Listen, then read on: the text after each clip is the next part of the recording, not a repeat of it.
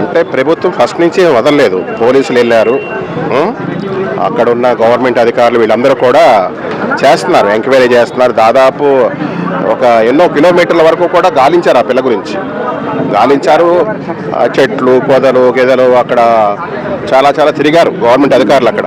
ఇంకేంటంటే ఇక ఇది కావట్లేదని చెప్పి పవన్ కళ్యాణ్ గారు కూడా వీళ్ళందరూ కొంచెం యాక్షన్ తీసుకుని అసలు ఎక్కడుంది ఏంటి, ఎవడన్నా కిడ్నాప్ చేశారా లేకపోతే ఏదన్నా జరిగిందా అనే ఉద్దేశంతో సీరియస్గా తీసుకుని అధికారులు కూడా అప్పుడు సిఆర్పిఎఫ్ ఇట్లాంటి దళాలను కూడా పంపించడం జరిగింది. నాకు తెలిసి ఏంటంటే అమ్మాయిని ఎవరో ఏదో చేశారనిపిస్తుంది.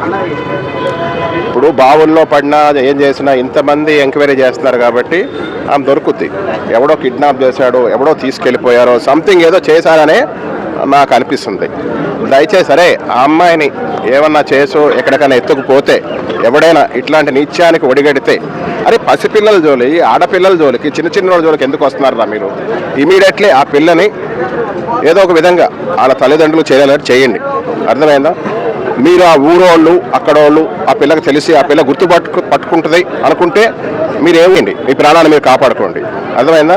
అంతేగాని చిన్నపిల్లలతో ఏంట్రా అసలు చిన్నపిల్లల్ని పాపం ఆ పిల్ల ఎందుకంటే దాదాపు ఒక 200-300 కిలోమీటర్లు ఎంతెంతో తిరిగారు పోలీసులు, ఇప్పుడు సిఆర్పిఎఫ్, ఇంకా చాలా చాలా గవర్నమెంట్ ప్రోగ్రామ్స్ అన్ని పవన్ కళ్యాణ్ గారు ఈ రోజు నుంచి నిన్నటి నుంచి కూడా స్ట్రాంగ్గా తీసుకున్నారు. అయినా కనిపించట్లే ఆ పిల్ల.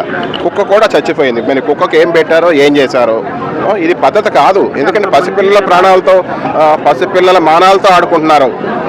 దయచేసి నేను తిడుతున్నానని కాదు, ఎవడో ఎత్తుకుపోయాడు నాకు తెలిసి ఆ పిల్లని ఏదో చేశారు. అర్థమైందా? ఒకవేళ ఆ పిల్ల బతికి ప్రాణాలతో ఉంటే మాత్రం వాళ్ళ తల్లిదండ్రులకు అప్పచెప్పండి. అర్థమైందా? మెయిన్ అది. నాకు తెలిసి ఆ పిల్ల బతికి ఉంటుందనే కష్టమే. ఈ మానవ మృగాల మధ్యలో బతకాలంటే కష్టం. దయచేసి మన 2 రాష్ట్రాలు కాదు యావత్ భారతదేశంలో కూడా చెప్తున్న తల్లిదండ్రులకి ఎట్లా అంటే ప్రతి తల్లిదండ్రులు చిన్న పిల్లల్ని కొంచెం కాపాడుకోండి, ఆడపిల్లల్ని కాపాడుకోండి. మీరు ఎక్కడికి వెళ్ళినా వీజీగా సింగిల్గా వదిలేయకండి, మీతో పాటు ఉంచుకునేలాగా చూసుకోండి. ఎందుకంటే ఈ కామ పిశాచులు అర్థమైందా ఈ దుర్మార్గులు చాలామంది తయారైపోయారు. ఈ మత్తుకి ఏంటంటే మన వైన్సే కాకుండా డ్రగ్స్, గంజాయి, బ్రౌన్ షుగర్ ఇట్లాంటి వాటికి కూడా అలవాటు పడి ఆ కామాన్ని ఆపుకోలేక ఈ చిన్నపిల్లల మీద హత్యలు అత్యాచారాలు చేయడానికి కూడా తెగించారు వీళ్ళు. మెయిన్ ఇప్పుడు ఇక్కడ తెలంగాణలో కూడా ఇక్కడ ఆ పిల్ల ఖమ్మంలో ఒక పిల్లను కూడా వాడు పైకి వెళ్ళి ఆ పిల్లను ఖరాబ్ చేసి తోసి కింద పడేస్తారు. ఆ పిల్ల పలానా సాయిబ్ అనుకుని చెప్తుంది. ఇంతకుముందు భగీరథ కేసులో బండి సంజయ్ కొడుకు విషయంలో చాలామంది వచ్చేసారు. ఏకంగా ర్యాలీలు, ధర్నాలు, స్ట్రైకులు, మహిళా మండళ్ళు ఏవేవో పసు. ఇవాళ ఈ పిల్ల విషయంలో ఆఖరికి పోలీస్ ఆఫీసర్ అంట. మీరు ఆడెవడో అరే పోలీస్ ఆఫీసర్ అయితే నువ్వు తినేది కూడా పబ్లిక్ డబ్బే, పబ్లిక్ పైసలే. ఆ పిల్లలు ఆ కుటుంబం డబ్బులు కూడా దాంట్లో ఉన్నాయి. అంటే పేదింటోళ్ళనా లేదా మీ పార్టీలో వాళ్ళనా? పేదింటోళ్ళనా మీ పార్టీలో వాళ్ళనా? ఆ పిల్లకి న్యాయం లేదా? పోలీస్ ఆఫీసర్ కేసు పెడతాకొస్తే వాళ్ళ మామకి డాగేస్తారంట. మీరు ఇది కరెక్టా చెప్పండి?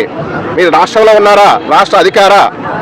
పాపం వాళ్ళ మామని చెప్తుంటే ఎంత బాధ వేస్తుందో నేను నిన్న వీడియో చూస్తుంటే. ఏంట్రా మీరు ఎవరి కోసం పనిచేస్తున్నారా? మీరు చిన్న పిల్ల అత్యాచారం చేసి తోసి వాడి మీద యాక్షన్ తీసుకుంటలేదు. పాపం హాస్పిటల్లో నిమ్స్ హాస్పిటల్లో ట్యాబ్లెట్స్ మెడిసిన్ కోసం బయటికి వెళ్ళి తెచ్చుకోవాల్సి వస్తుందంట. వాళ్ళ దగ్గర డబ్బులు ఉండలేదంట. బీసీ బిడ్డ అంటున్నారు, చాకళ్ళు అంటున్నారు. అయినా సరే అంత ఇదైతే వాళ్ళకి న్యాయం చేయరా మీరు? గవర్నమెంట్ అధికార పక్షమైనా ప్రతిపక్షమైనా దయచేసి వాళ్ళకి ఆర్థికంగా సహాయం చేయండి. ఆ పిల్లకి కోలుకోలేని పరిస్థితి అంట. ఎన్నుముక్కలు ఇట్లాంటివి కూడా ఇరిగిపోయినాయి, నడవలేదు, తిరగలేదు అని చెప్తున్నారు. దయచేసి లైఫ్ లాంగ్ ఆ అమ్మాయి హ్యాపీగా బతికేలాగా ఏదో సొల్లు ఉంచడాలు కాదు.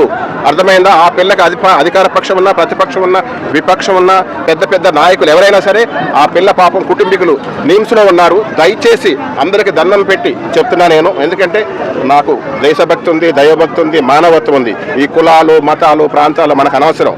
ఆ పిల్లకి అంతో ప్రతి ఒక్కళ్ళు వెళ్ళి ఆ కుటుంబానికి సాయం చేసి వాళ్ళ నాన్నకో వాళ్ళ మామకో వాళ్ళ అమ్మకో ఎవరో ఒకళ్ళకి ఇచ్చి ఆ పిల్లని కాపాడవలసిందిగా కోరుకుంటున్నా.